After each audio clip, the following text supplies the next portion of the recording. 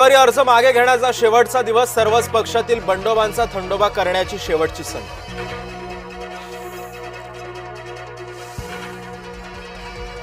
शिवसेना भवनामध्ये आज ठाकरे गट आणि मनसेची बैठक. बैठकीला उद्धव ठाकरे मार्गदर्शन करणार. अमित ठाकरे पहिल्यांदाच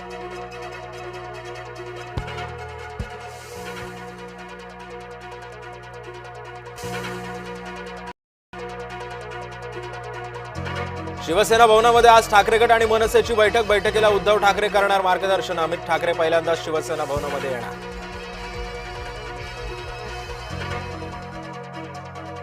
ठाणे मनपाच्या निवडणुकीसाठी शिवसेनेची रणनीती. शिवसेना उमेदवारांसह नेत्यांची उपस्थिती.